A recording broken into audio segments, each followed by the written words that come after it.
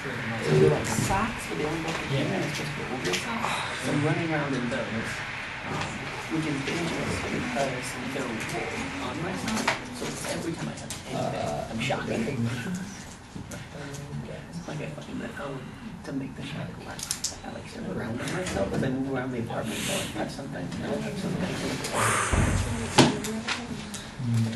It's sad. I just wrote an abstract. I'm not doing that with the students. So it's going to kind of be the beginning of the conversation.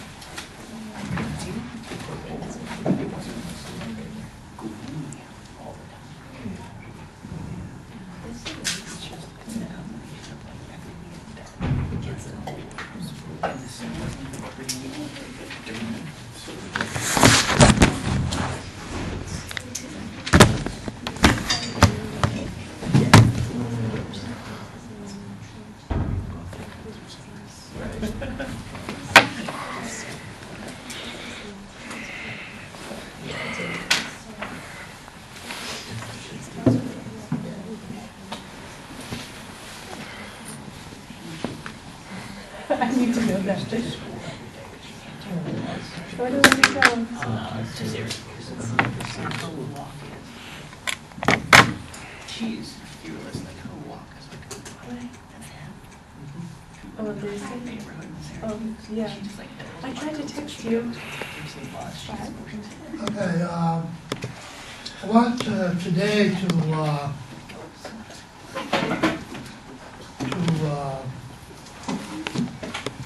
say something about the essay that was reported on last time, Future Genealogy and History, which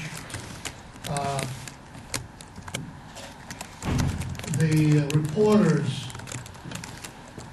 made reference to what I want to talk about. Made reference to, but in such a way that did not really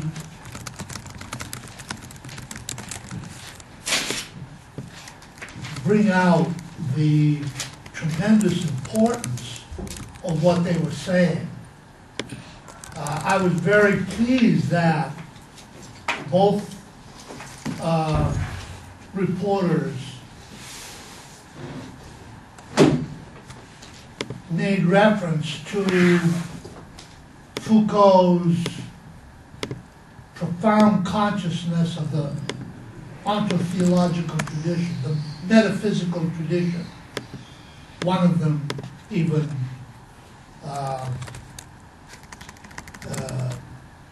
referred to, if it did not quote that passage which identified Foucault's orientation with that of Heidegger's critique of the ontotheological tradition, critique of metaphysics.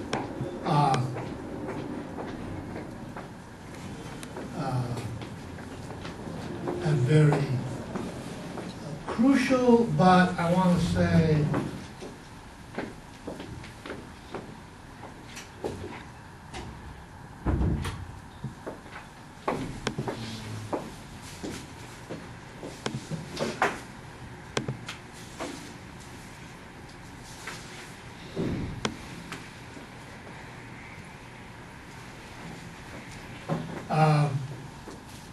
on page 86 of the Foucault Reader.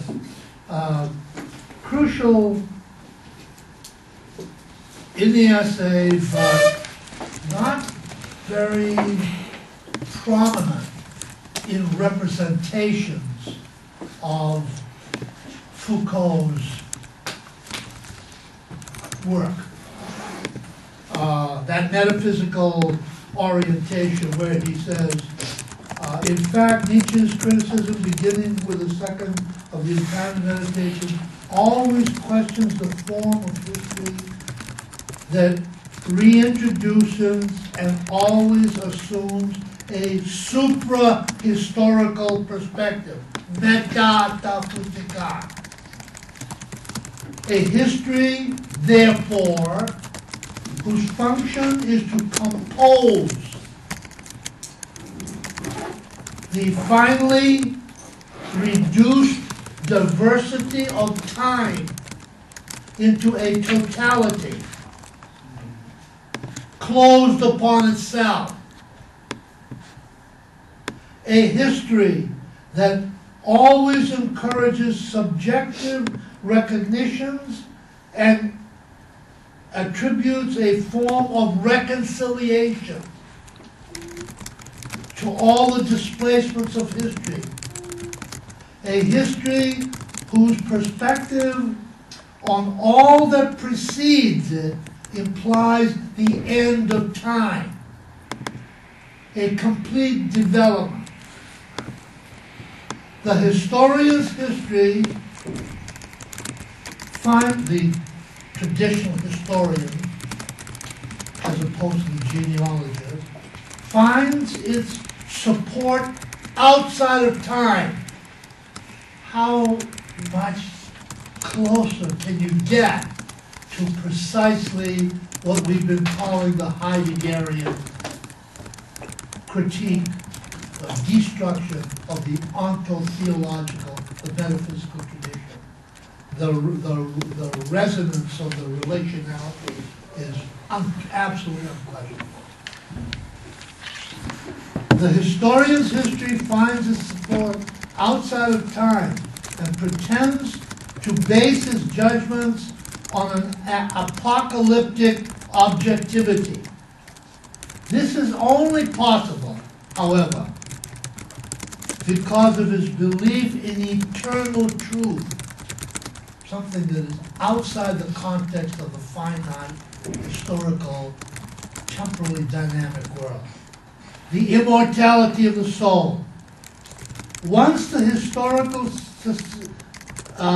sense is mastered by the historian, once the historical sense is mastered by a supra-historical perspective, it even uses the word, metaphysics can bend it into its own purpose. That's what Heidegger, following Nietzsche, referred to as the will to power inherent in metaphysical thinking, metaphysica, the will to power, can bend it to its own purpose. And by aligning it with the demands of objective science, it can impose its own Egyptianism. That's the term is Nietzsche's. That's a very resonant term, which could imply, could be taken, as it often has, could be taken as Nietzsche's and Foucault's adherence to the very traditional representation of Egypt, the Egyptian perspective as the antithesis, of course, of European or Western perspective. But clearly, this is exactly the opposite of what Nietzsche and Foucault are saying. They're mocking precisely that traditional interpretation of the superiority of the West, of Greece, of the West, as opposed to the East, Egypt.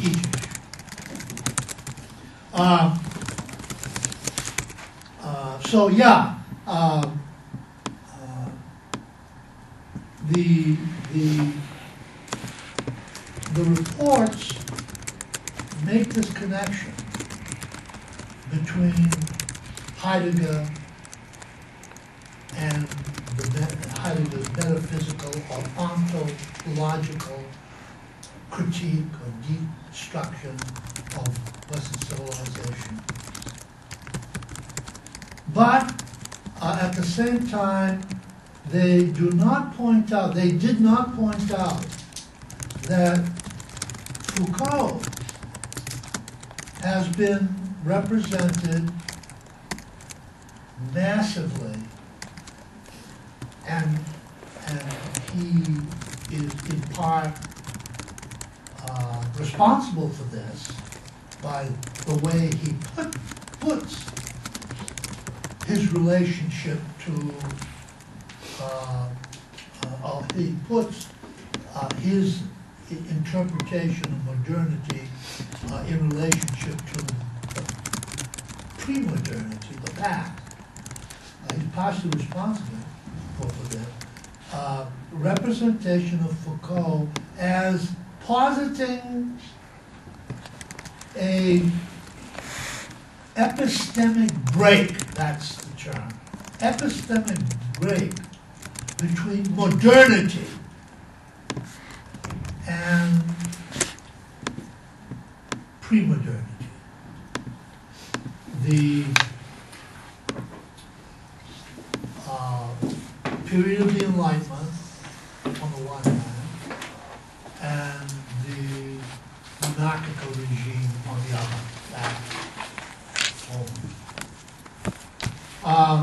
And as a consequence of this representation of Foucalt as positing that an epistemic break occurred in the period of modernity, what is come to be called modernity, the period of the Enlightenment,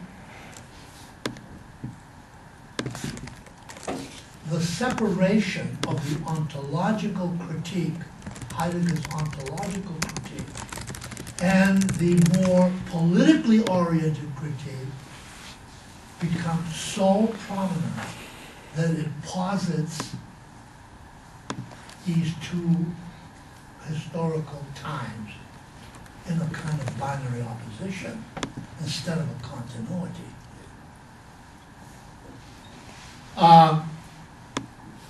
As I said, Foucalt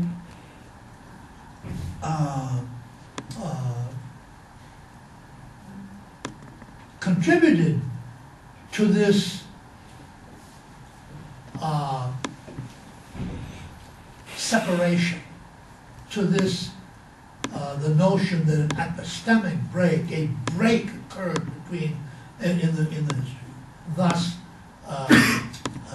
implying the negation of Heidegger's notion that the West has been always continued as ontological,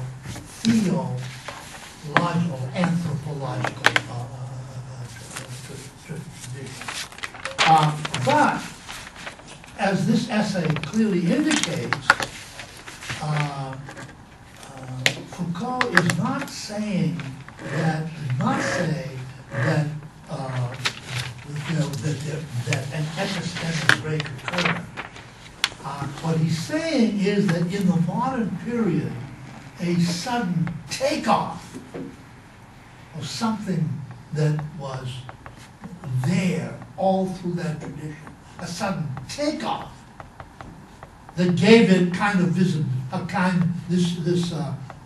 new aspect of the ontotheological tradition, a kind of prominence that had to be recognized in order to clarify both the continuity and the distinction that emerges in the period of the Enlightenment, the rise of empirical science, and so on and so forth. Again, this is enormously important, and you will see this, and actually, it's the reason why I'm spending this time talking about it is that it's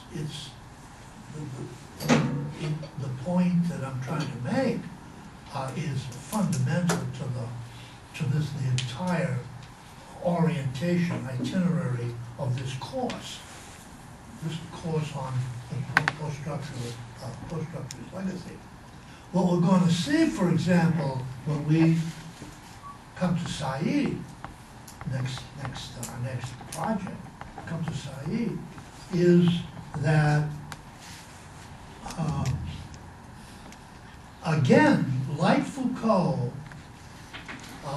Said, in his rhetoric, tended to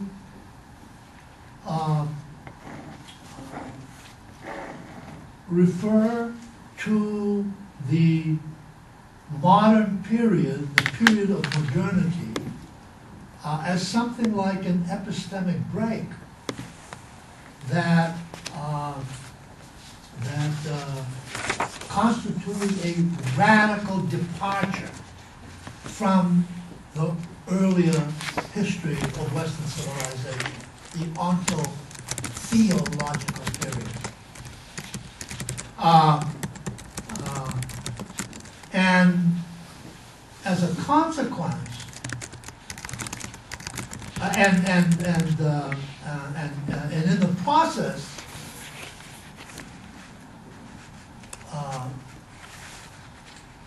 tended to see modernity, Western modernity, as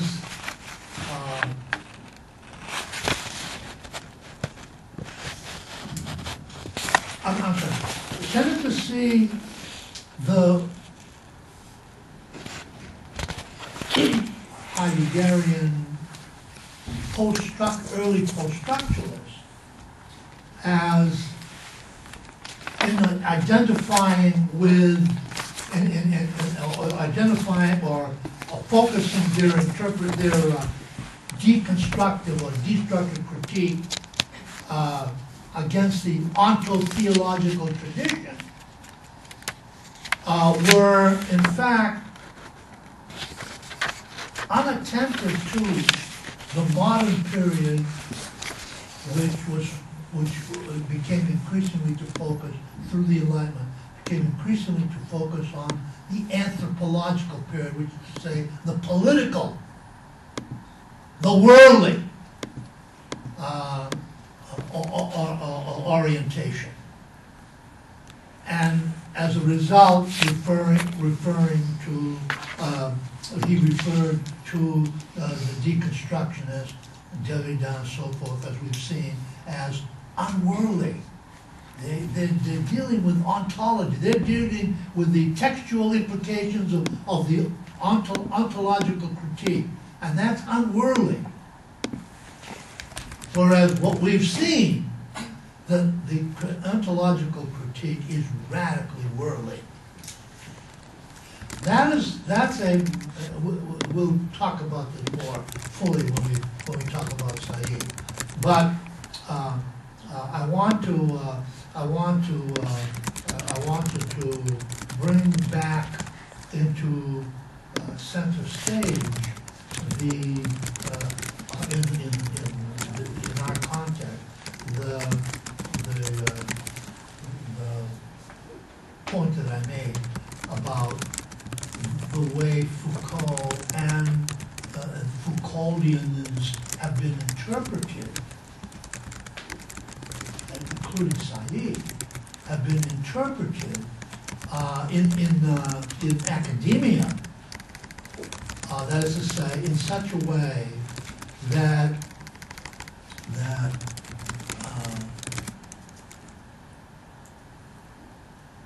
we no longer are interested in Heidegger's critique, ontological critique. We're no longer interested in the past,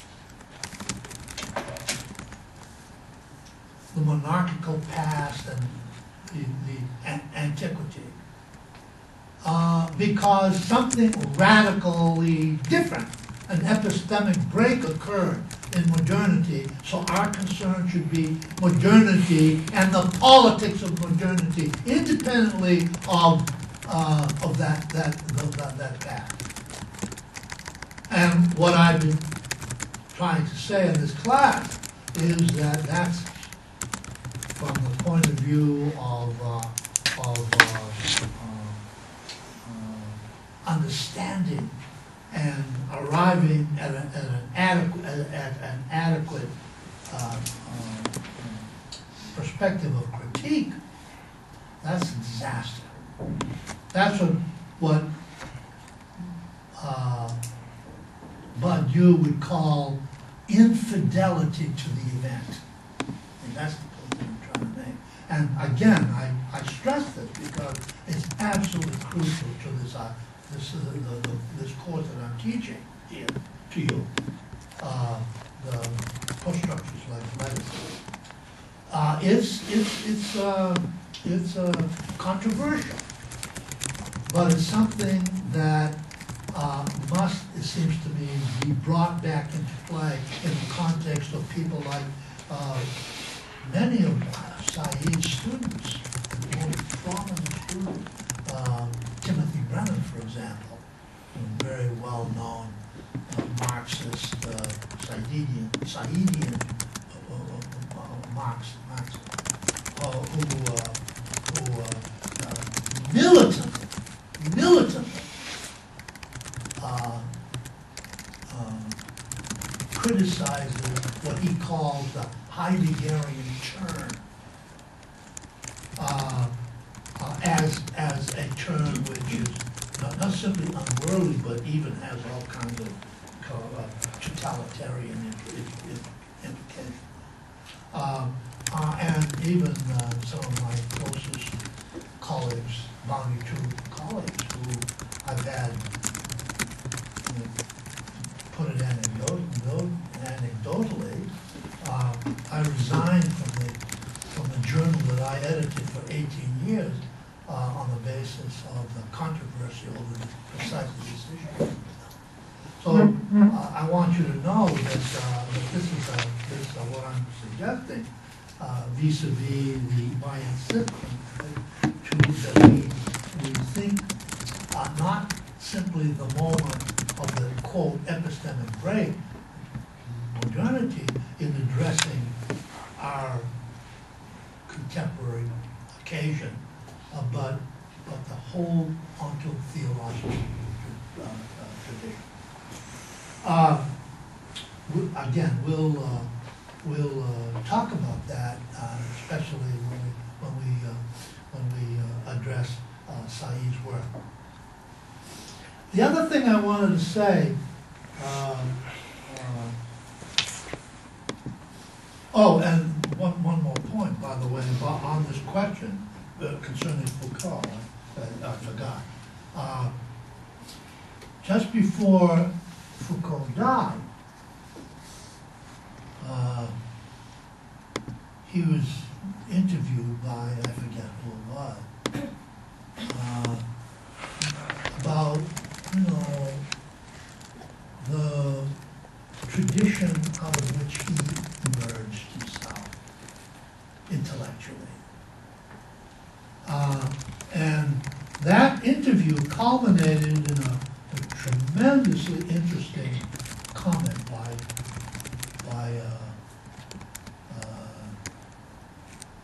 Foucalt, and it's one that invokes this text, not specifically this text, but Nietzsche. He said, when this interviewer asked him, what's the heritage, intellectual heritage? He said,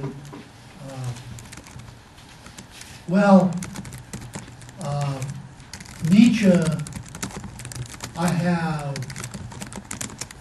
hundreds and hundreds of pages of notes that I took in the process of reading Nietzsche.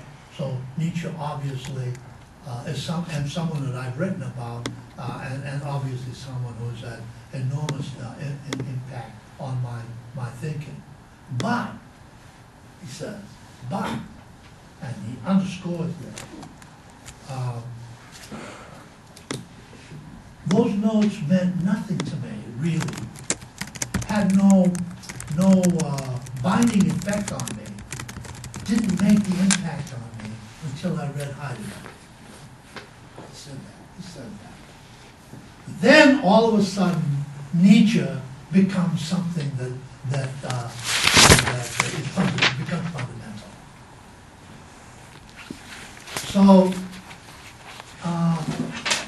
and I think reading that passage that I just read, and which the reporters commented on, vis-a-vis the historians having a supra-historical perspective which enables them to bend what they encounter to satisfy the end that they want from the beginning.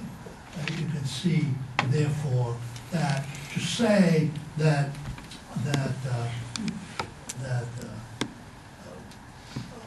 Foucalt is positing an epistemic break, a radical epistemic break between the earlier monarchical regime and the regime of modernity, what he later called the regime of truth, is not adequate. And not only not adequate, but violates, what Foucault is saying in a kind of fundamental way.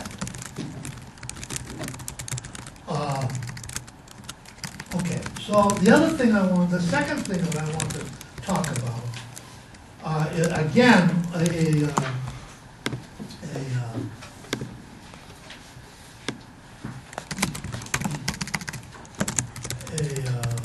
passage from Nietzsche's Genealogy and History, which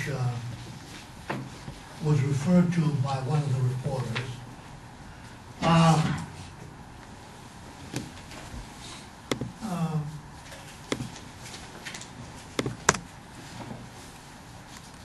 In the process of summarizing the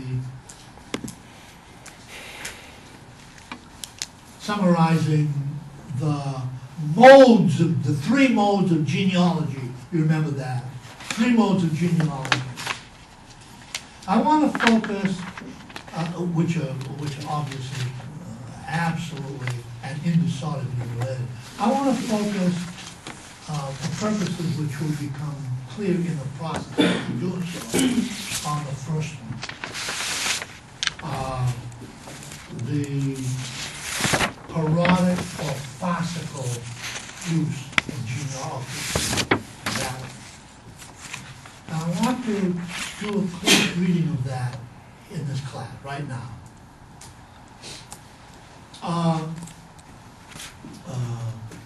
This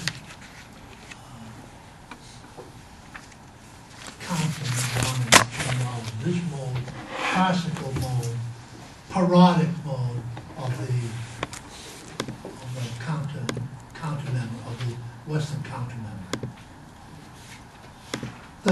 First, the parodic and farcical use. The historian offers this confused, the traditional historian, not the genealogist, offers this confused and anonymous European, the modern European, who's destabilized. He no longer has the sense of, oh, I'm a European, I've got an identity. The historian offers this confused, again, he's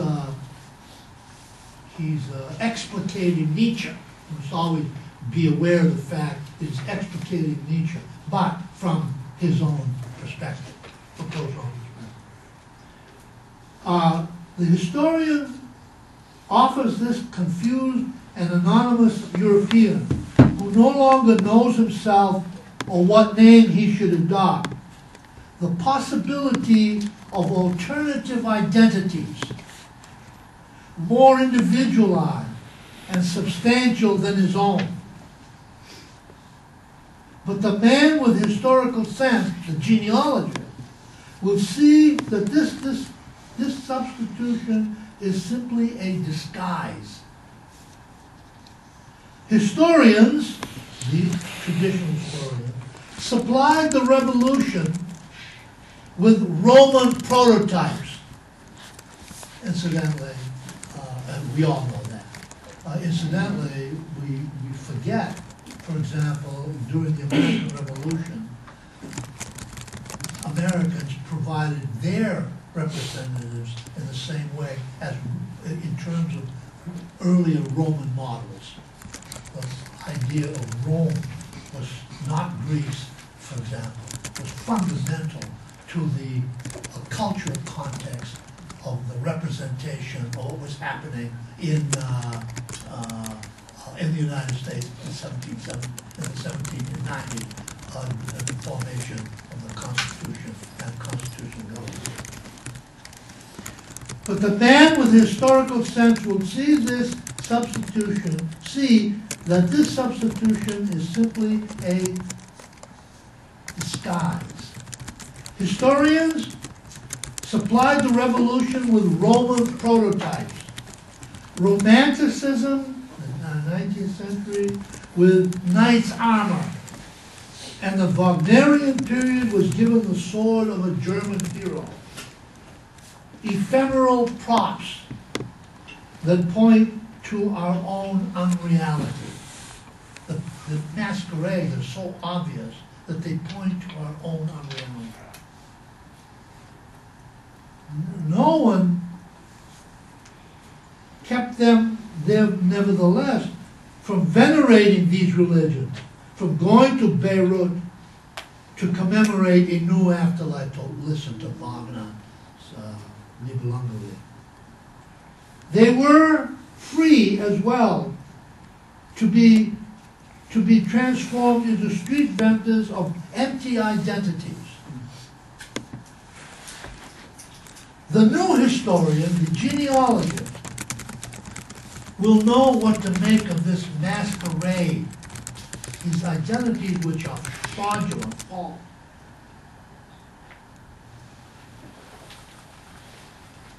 He will not be too serious to enjoy it. On the contrary, he will push the masquerade to its limit and prepare the great carnival of time where masquerades are constantly reappearing. That is to say, to the point where we become aware that all our identities have always been masquerades, fictions, lies. But what I want to emphasize, what I want to bring out here is that Foucalt is talking about a certain moment intuited by Nietzsche, then Heidegger, which we might call, term I've used before in this class, but I don't know whether I remember giving it the kind of emphasis that I want eventually to give it. We might call this point, historical point, liminal. Liminal. What does that mean? A point that is at the limits of something. Liminal. In this case, of course, the point at which the logic of metaphysical thinking, the ontological tradition, arrives at its liminal point, at its limit. And, recalling what we said about Heidegger, critique of the ontological tradition, exposes what it cannot finally contain, what it already disavows. That is to say, in Heidegger's case, the nothing. When the world becomes a world picture, when the world has become totally identified, it discloses what it cannot contain, the nothing which is prior to all identities. Ontological prior to all identity. Heidegger is saying the same thing. Foucalt is saying the same thing. Yes, a little bit more specific. That's all. He is talking about a liminal point in the history of Western civilization, which we must attend to, because it's at that point that what is been disavowed manifests itself for us to think and to think positively, for not only for purposes of resistance, but to think positively. He will push the masquerade. So the genealogical historian's project is not to simply criticize these identities, but to push them to the point where they self-destruct. Here's how he puts it. He will push the masquerade to its limit and prepare the great carnival of time when masks are constantly reappearing. That is to say, well, we all know that everything has always been masked. All identities in the Western tradition have been masks, fiction, lies. No longer the identification of our no longer the identification of our faint individuality with the solid identities of the past, but our unrealization. Foucault is talking here about that hegemonic dynamic of Western civilization where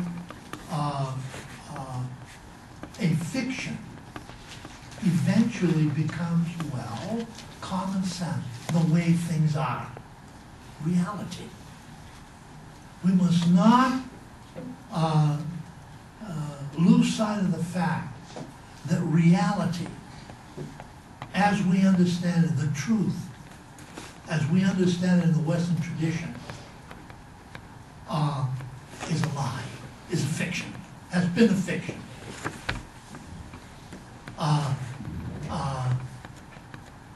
No, but despite the fact that it's a fiction, it has become a reality and has had enormously real consequences in the world.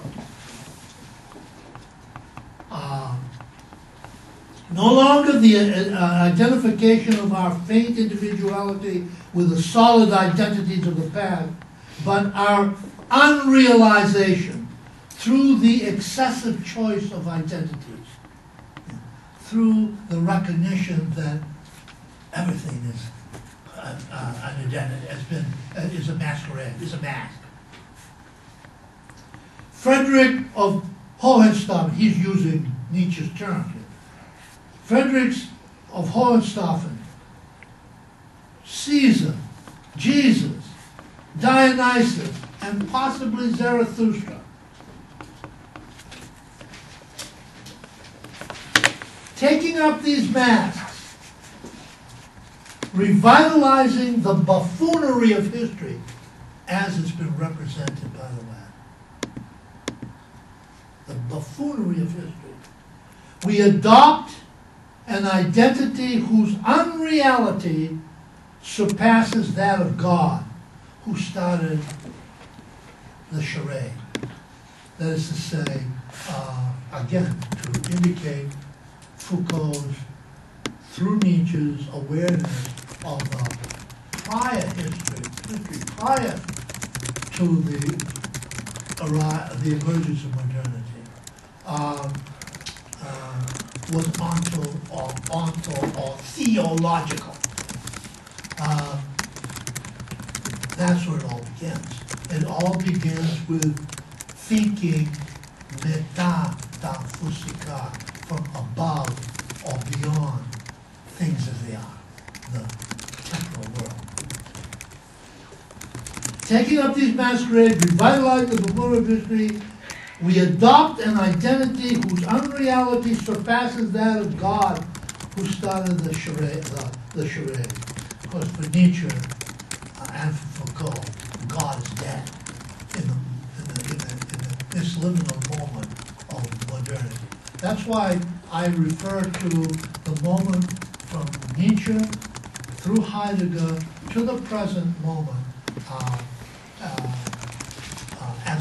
as the beginning, as the liminal moment of Western civilization. And why I also call this moment, this liminal moment, interregnum, the interregnum, where a lot of possibilities have been precipitated.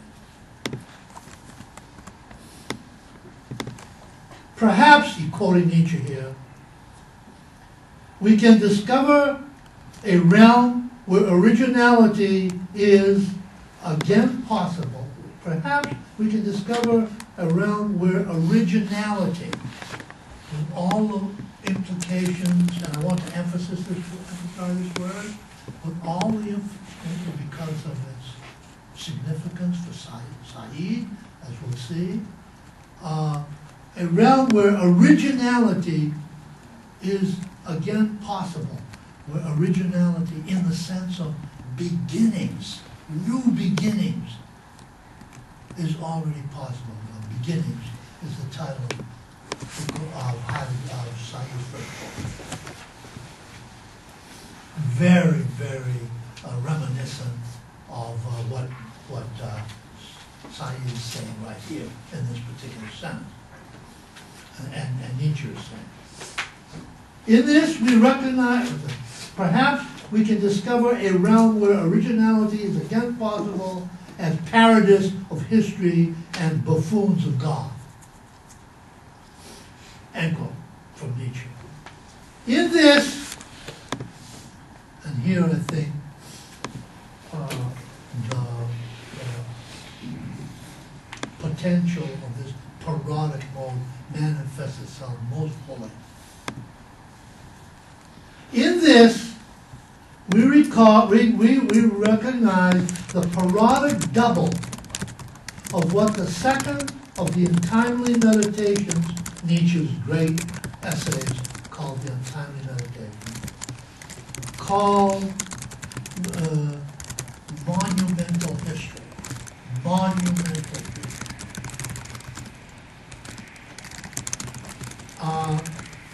A history given to reestablishing the high points of historical development and their maintenance in a perpetual presence. What this monumental, which Nietzsche is violently criticizing, satirizing, this traditional historian, monumental history, that kind of history which does not attend to the radical dynamics, transient dynamics of temporality, but chooses high points, which means, of course, moments where you can relate one point to the other and create, therefore, a continuity, a tradition. But, of course, at the expense of everything you've had to leave out. Everything you have to, in choosing these high points, you've had to annul. This is, by the way, where Said's notion of contrapuntal comes in. We'll talk about that later. This is by way of anticipation. A history given to reestablishing the high points of historical development and their maintenance in a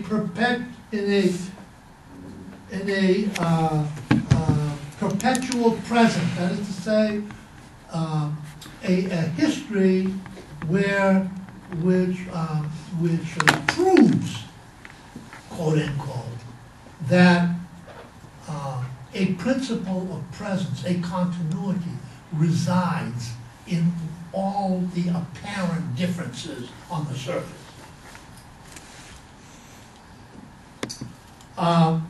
Given to the recovery of works, actions, and creations through the monogram.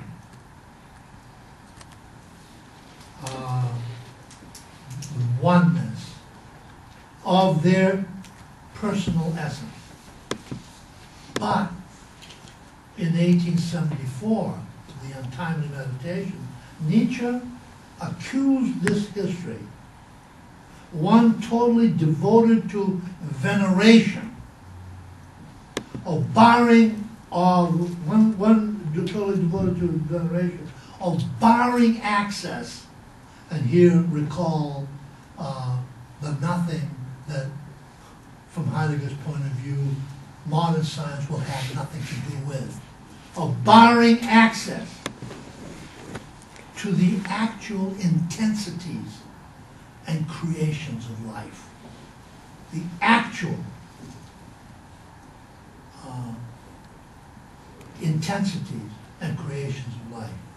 The parody of his last text, of Nietzsche's last text, serves to emphasize that monumental history is itself a parody.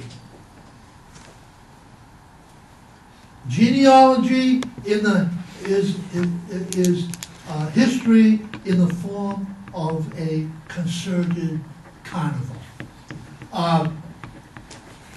What I would add to Nietzsche's and Foucault, or Foucault-Nietzschean version of monumental of history of the parodic mode, and particularly the critique of Foucault's critique of monumental history, is something which I have made reference to earlier on,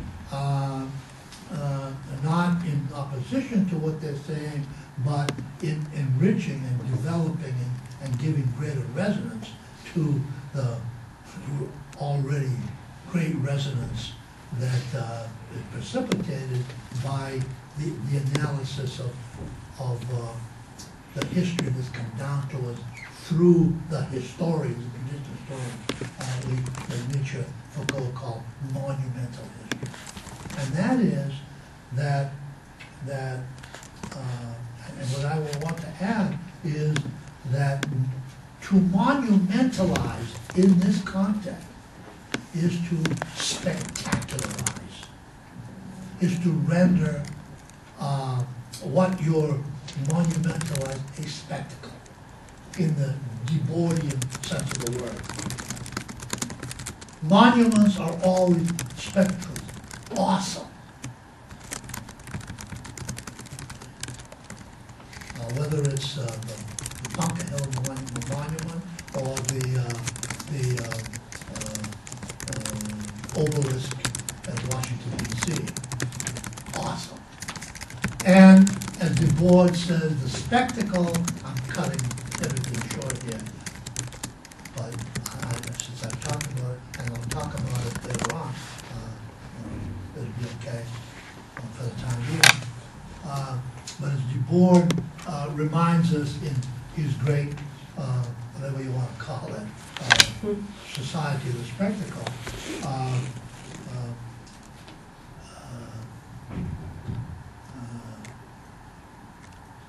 the spectacle strikes the spectator dumb. In precipitating the awesome, it deprives us of the speech, which, as I've said before, yes, I have said before, which is the sine qua non of a polity. We are denied a political occasion by the spectacle. That's what I would add to, and we'll talk about this. Agamben was a great admirer of Du Bois and pushes Du Bois beyond where Du Bois went in the 1968 during the period of the uprisings in France, the events of May 1968. So we'll pick up on this issue of the spectacle and its relationship to the monumental. But what's crucial for us to understand, for you to understand at this particular moment, is that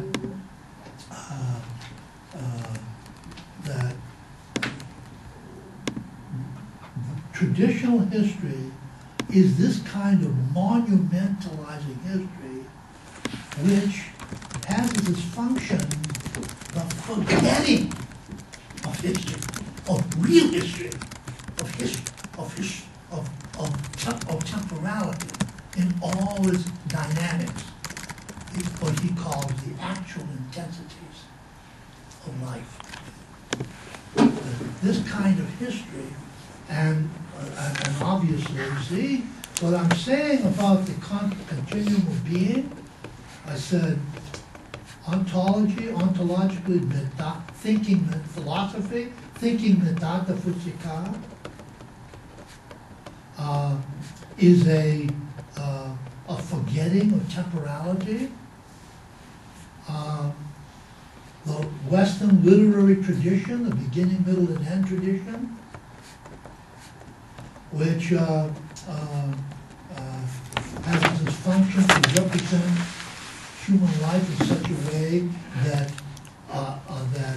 we are assured that life is informed by a principle of presence, an end which is there from the beginning. And now this, history. The way history has been represented in the Western tradition. You see what I mean by the continuum of being here, the indissoluble continuum of being, which we must be aware of if we're going to be true to the revolution precipitated by the event. We give our fidelity to that. We must be conscious of that.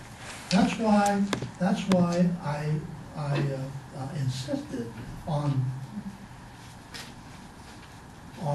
bringing back the issue of Foucault's relationship to Heidegger and antiquity at the beginning of this class.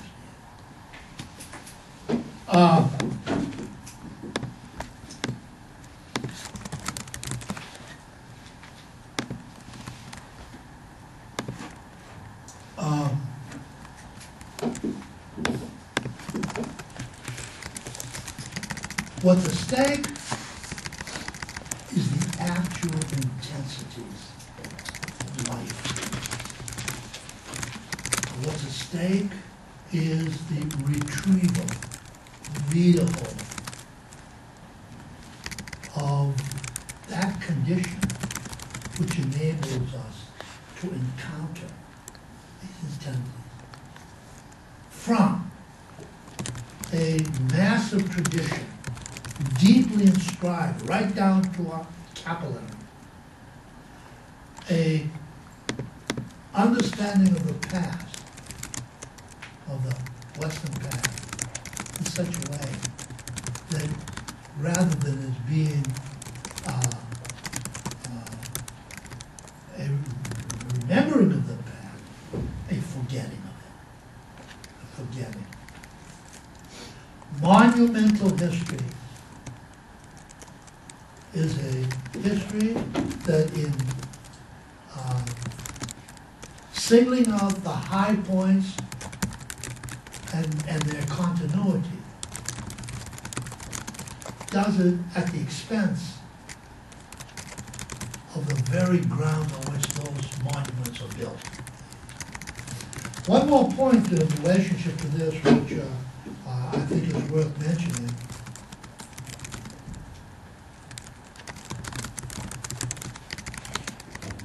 I wish I had the text there. Is we might get a chance to make reference to this when we're talking about Said. Said, who is our next author, next theorist, in Orientalism, spends an enormous amount of time in that book doing a genealogical critique of the history of Ernest Renan, the great linguist, linguistic philosopher, who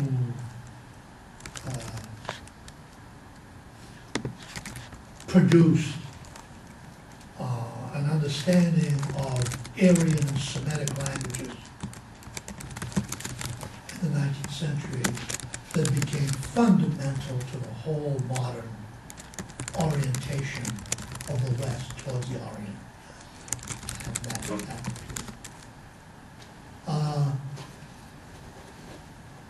Renan also wrote a very famous essay on the idea of the nation, I forget the title. What is a nation? I think, what is a nation? In which he says something to the effect that historians are dangerous to the authority of Western civilization.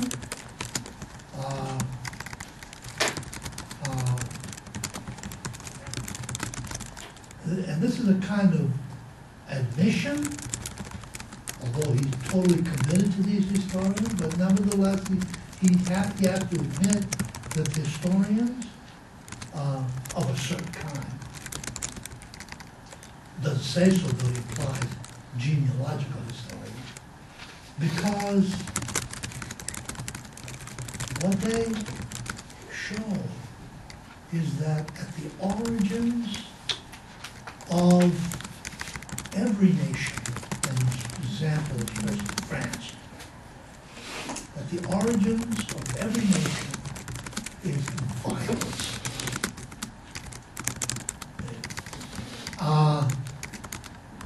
So that we must minimize as much as possible this historical sense in order to highlight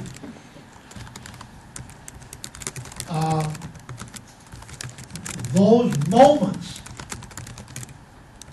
in the history of a nation past which produced the idea of a nation. This identity of a people that gives these people an identity, a solidity, a sense of community.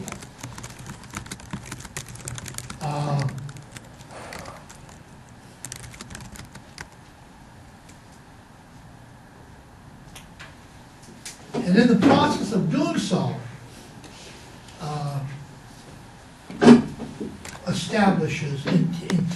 he intends to establish the glorious essence of the idea of the Western nation state.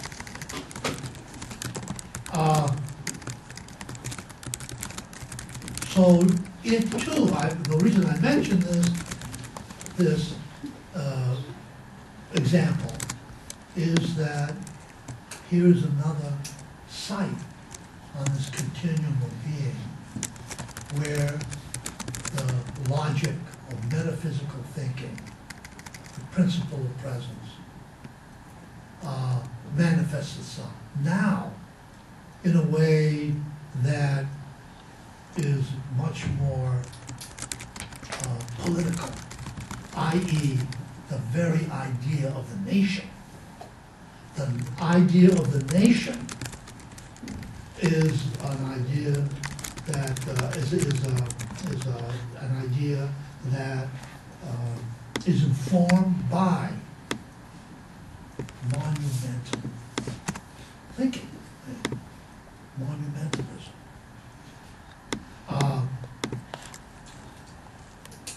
And again, to repeat, and again, given extended and given forth by adding to that the notion of spectacle. So all of this, as I said earlier, all of this only manifests itself. This is where why I decided, why I feel it important to focus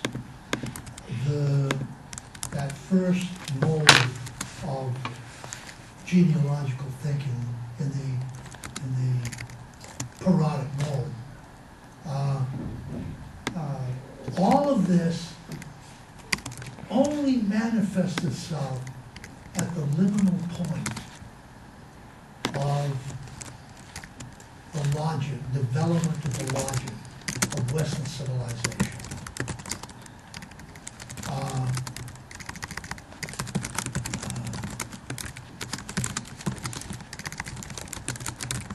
When the fulfillment of that logic, of identity, discloses itself as masquerade, as lie. Okay. Again, we'll come back to this later on, but for the time being, let's move on to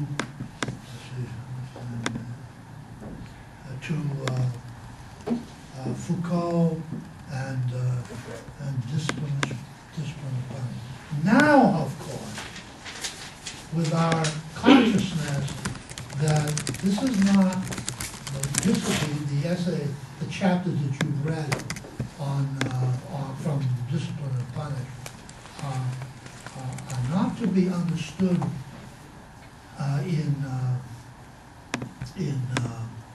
in terms of that epistemic break we were talking about. Despite the very radical difference that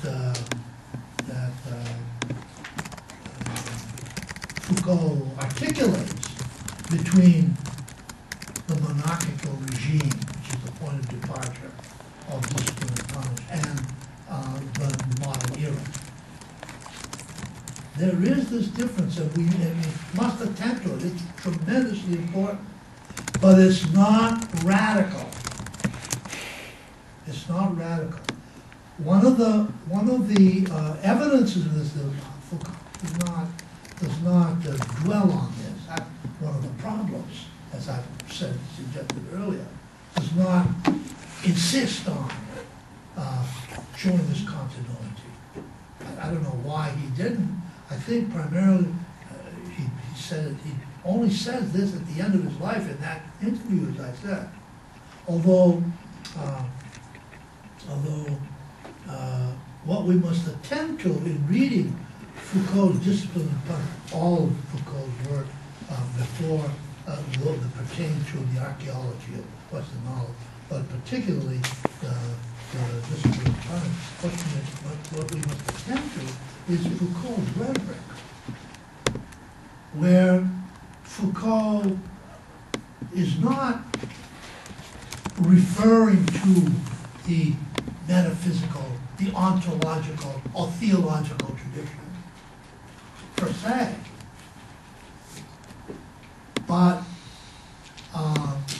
but in his rhetoric, it's inferred.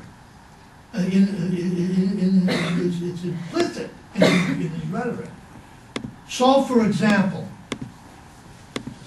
as a good example, telling example,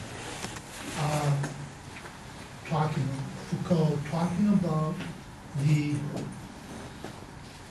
origin, the genealogical origins of modernity. It's not accidental that he refers to Rome, particularly to the Roman camps, whose function, organization, was to produce a system of visibility which would facilitate the disciplining of the soldiers, of the Roman legions, and he makes reference to this model in Roman civilization in not a minor way, but as we've seen, for example, in his references, Nietzschean references to the imposition of Roman identities on Frenchmen at the time of the French Revolution. And that's a continuity all the way through. Well, that's what we have to attend to, and the same applies to the ontological register as well. It's in his rhetoric. Incidentally, I would also say that we could say the same thing. Said, for example, says nothing about Heidegger, says nothing about the destruction of the ontotheological tradition, said nothing about Rome in Orientalism and his work on Orientalism. But if you attend to his rhetoric, you see that it is replete with the language, the metaphors that are fundamental to the metaphysical ontotheological tradition, i.e. surveilling, staging, drama, all that kind of language which involves the panoptic perspective, which is the metaphysical perspective. It saturates Foucault's Said's discourse, even though he rarely makes any reference to the origins of those metaphors, which come from the ontotheological tradition. Okay, so again, though we must attend to the great difference that he's articulating between the disciplinary society that emerges with the emergence of the Enlightenment, of modernity, from the monarchical regimes. We must not see that as radical. That's crucial in my mind. That's absolutely crucial. We don't see that. That's why I made so much of your just taking for granted the continuity between Heidegger and Foucault. See what I'm saying? Okay. Having said this, let us focus on what is, temporarily, what is radically different between modernity, the emergence of modernity, and the monarchical theological path.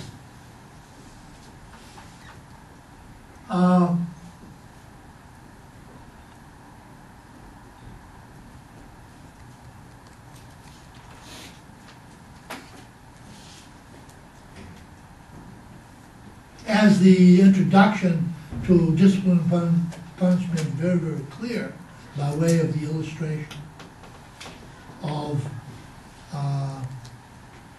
the spectacle of the execution of a genocide, of someone who was a regicide, where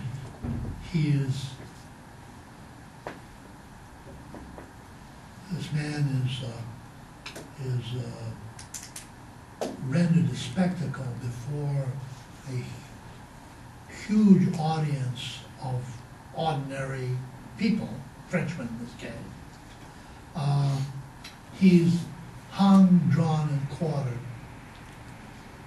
as a example of what will happen to them, to the audience, if they commit similar kinds of acts against the sovereign authority of the king. Foucalt then goes on to show that in a fundamental way that this mode of the penal system, monarchical penal system, was both economically and primarily politically inefficient. Why? Because the people knew that they were the objects, they were the potential objects of this kind of violence. And therefore, because they knew who the perpetrator of that violence against their body were, always therefore had the potential of uprising, of insurrection. And of course for Foucalt, the example of that was ultimately the French Revolution. The monarchical regime fell precisely because its mode of power was overt force, visible force used for purposes of revealing to the people where it was coming from.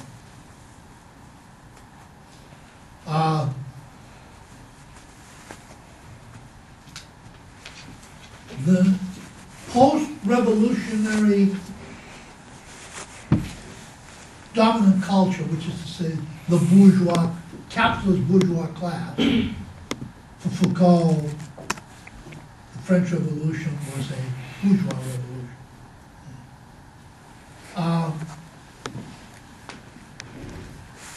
Posited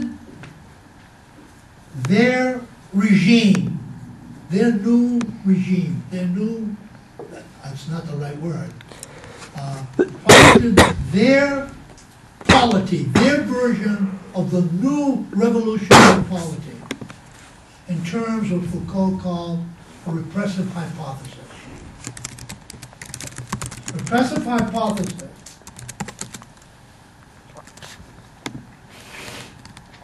claims that the repressive hypothesis is the hypothesis that claims that the truth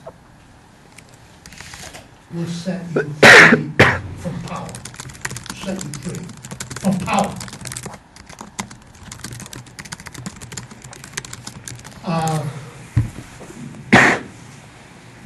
And that obscures what was in fact the case of the new polity, the new revolutionary polity of the bourgeoisie, capitalist bourgeoisie. Which is to say, the absolute relationality between truth and power. Truth is the means of achieving power over the people that is absolutely essential for any regime of authority. Truth is complicitous with power. Truth, then, therefore, what does that mean in this new dispensation? It is the truth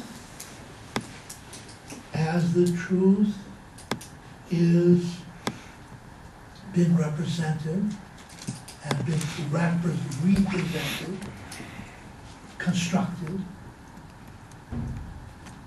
according to the dictates of the new empirical scientific dispensation, which of course is that which enabled the bourgeois capitalist class to emerge. The empirical scientific, the anthropological knowledge production. But we've seen, and Foucalt emphasizes, its anthropological status,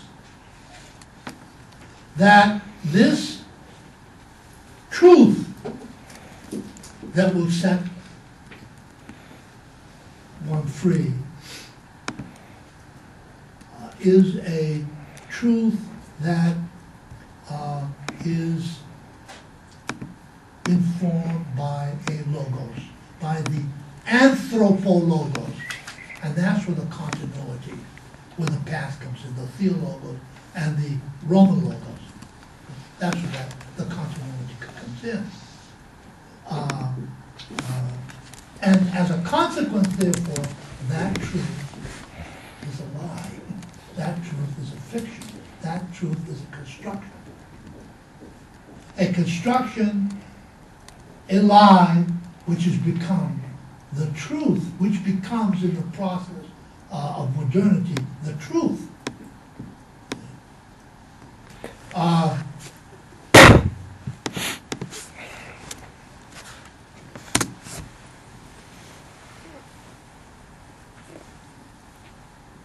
So that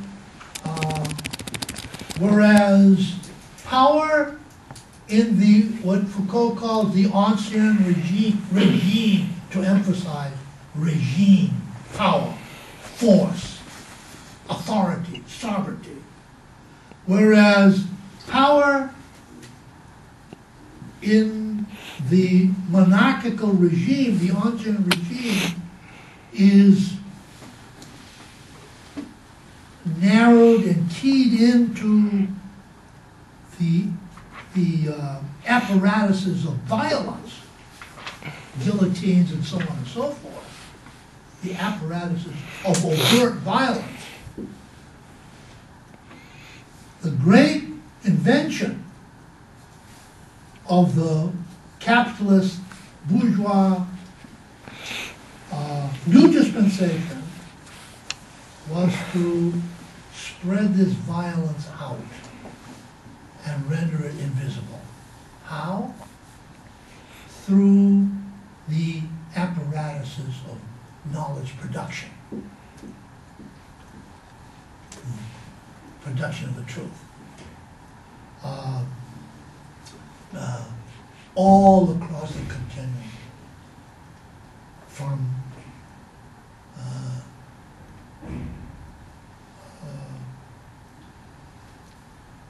education,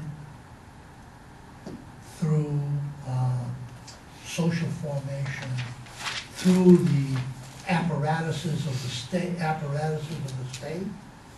and so on and so forth. The example to indicate the degree to which all of this is power-oriented.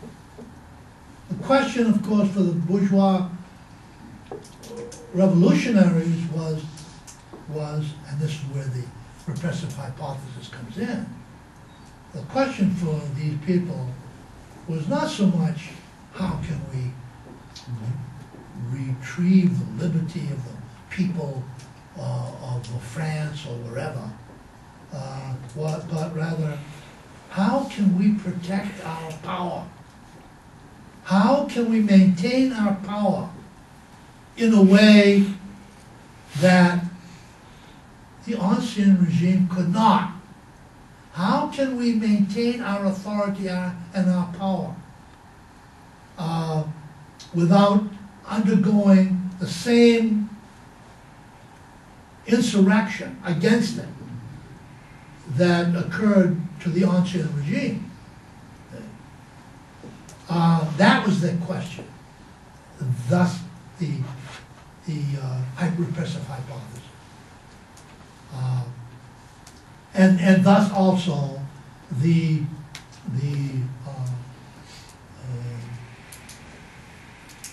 massive momentum in the 18th century of universal education, for example. But an education oriented by that anthropological perspective and disciplinary perspective.